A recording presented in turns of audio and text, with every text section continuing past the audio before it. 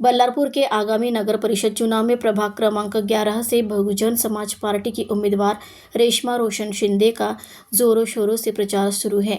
आम्बेडकरी movement से जुड़ी हुई रेशमा शिंदे कई वर्षों से समाज सेवा कर रही है, मगर आज प्रभाग में जो समस्याएं देखी जा रही हैं उन समस्याओं को सुलझाने के लिए रेशमा शिंदे आगे आई है। बहुजन समाज पार्टी ने शिंदे को अपना प्रत्याशी बनाकर प्रभाग 11 से खड़ा किया है। उन्होंने अपने प्रचार में मतदाताओं से कहा, कई अगर मैं चुनकर आती हूं तो पानी की समस्या, स्वच्छता, स्वास्थ्य और शैक्षणिक समस्या को लेकर कार्य करने का प्रयास करूंगी। नमस्कार, मैं हूं विशाल डुम्बेरे, विदर्भ समाचार न्यूज़ चैनल से।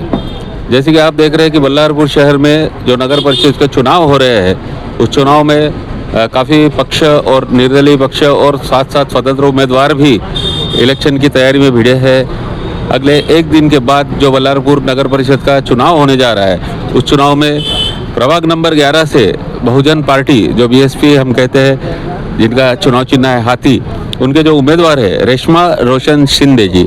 आइए आज साक्षात उनसे मिलते हैं, रेशमा शिंदे जी से, और इस चुनाव के बारे में कुछ जानकारी लेते हैं। जय भीम सर्वांना। माझं नाव रेशमा रोशन शिंदे। मी प्रभाग क्रमांक 11 गट अ या भागामधून उमेदवार म्हणून उभी आहे। निवडून आल्यानंतर काय कराल? सर, मी निवडून आल्यानंतर माझं कार्य मी महिलांसाठी काही करण्या इच्छितो आणि जसं आपले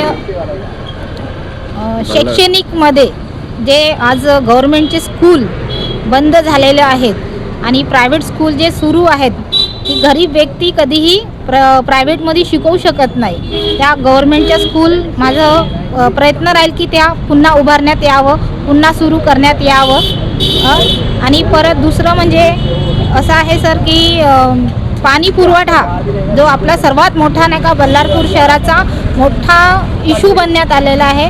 पाणी पुरवठा, स्वच्छ पाणी मिळालं पाहिजे बल्लारशातल्या लोकांना, निरोगी बल्लारशा राहायला पाहिजे। आणि जे आपले हॉस्पिटल्स आहे, गव्हर्नमेंट हॉस्पिटल, त्याच्यामध्ये काही ठिकाणी जसे सोनोग्राफी वगैरे सेंटर आहेत, पण ते काही क्षणापुरतेच आहे, काही दिवसापुरते आहेत।